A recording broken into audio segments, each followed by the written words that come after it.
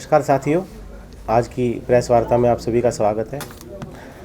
हमने कल आम आदमी पार्टी ने प्रेस कॉन्फ्रेंस करके बताया था आप सबको, दिल्ली की जनता को, कि कैसे भारतीय जनता पार्टी साप्ताहिक बाज़ारों को भी प्राइवेट हाथों में देने जा रही है। प्राइवेट एजेंसियों को देकर एक तरफ वो गरीब लोगों के जो साप्ताहिक बाज़ार में रेडी पटरी लगाकर अपना रोज़गार कमा रहे हैं, उनके रोज़गार पर लात मारना चाह रही है, और दूसरी तरफ प्राइवेट माफियाओं से भ्रष्टाचार करना चाह रही है।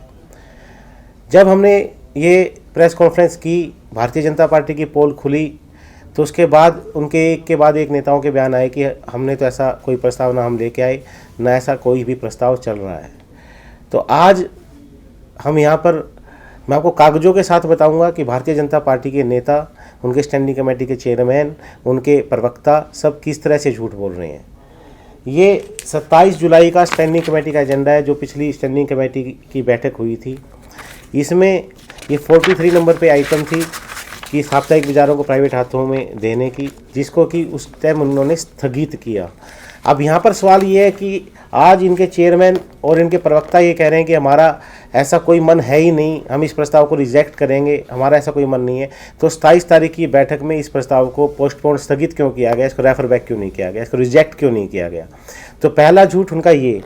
दूसरा, ये 7 तारीख का जोगीराम जी का बयान है, 7 तारीख का जोगीराम जी का बयान है जो अखबार में छपा है। 7 तारीख को स्थायी समिति के जो भारतीय जनता पार्टी के चेयरमैन हैं, उन्होंने खुद बयान देकर कहा है कि हम आने वाली स्टैंडिंग में प्रस्ताव पास कर रहे हैं। उन्होंने ये भी माना है कि वीकली बाज़ारों में, साप्ताहिक बाज़ारों में बहुत भ्रष्टाचार है, उनके पार्षद, एमसीडी के अधिकारी वहाँ पर बहुत ज़्यादा भ्रष्टाचार कर रहे हैं। उन्होंने ये बात भी खुद मानी है और उन्होंने खुद कहा है कि हम इनको प्राइवेट एजेंसियों को देने जा रहे हैं। अब जो 11 तारीख को जो स्थायी समिति की बैठक है, उसमें फिर से प्रस्ताव लेके आ रहे हैं इसी का 43 नंबर आइटम।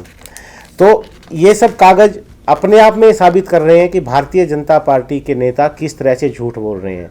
क्यों? क्योंकि इनकी पोल खुल गई, ये सारी सच्चाई दिल्ली की जनता के सामने आ गई।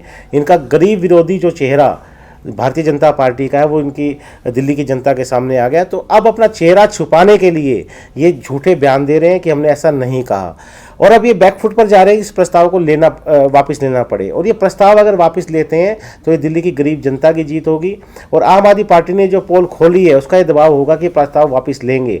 नहीं तो इन कागजों से बिल्कुल ये साबित होता है कि भारतीय जनता पार्टी इनको प्राइवेट हाथों में देने की तैयारी कर चुकी थी।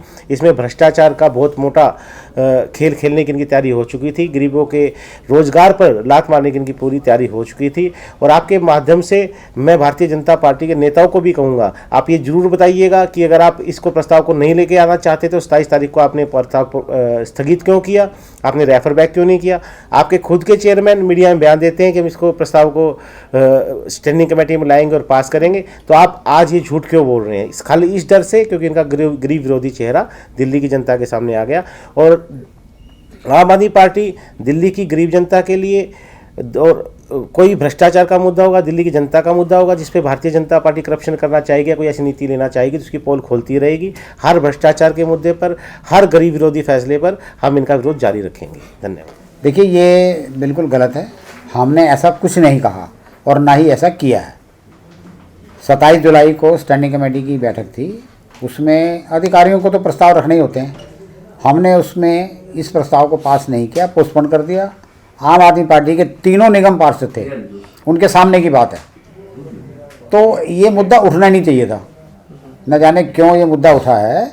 और उन्होंने केवल लोगों को गुमराह करने के लिए, जो वीकली बाज़ार के हमारे गरीब आदमी हैं उनको बहकाने के लिए, आने वाले चुनाव में इन चीज़ों का फ़ायदा उठाने के लिए, जो कि हमेशा से करते रहे हैं, वही उसका एक कड़ी जो है ना, समझो ये है। नहीं तो इसका कोई लेना देना नहीं था, और हमने किसी ने भी जो है ना इसको पास नहीं किया और ना ही इसको करेंगे। सारी उन्होंने उसका हवाला दिया है कि खबर पे आपने किसी से बयान दिया था, और उसमें आपने कहा भी था कि हम आने वाले समय में ला रहे हैं।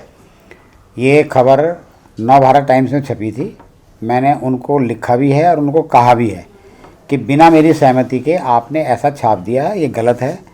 उसमें भी उन्होंने स्पष्टीकरण दिया कि हमने ऐसा कुछ नहीं लिखा, लेकिन मैंने खुद भी पढ़ा है, उसको लेके ही, उसको आधार बना के उन्होंने ये अपनी प्रेस कॉन्फ्रेंस की है और लोगों को ये बात कही है।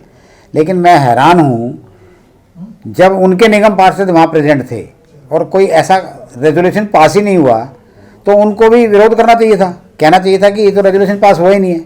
तो इसलिए गुमराह करने वाली बात है। तो ये केवल एक सच्चाई को झूठ साबित करने के लिए इस तरह की बातें जो है ना शुरू से हम देखते आए हैं और वो ऐसे करते रहे हैं।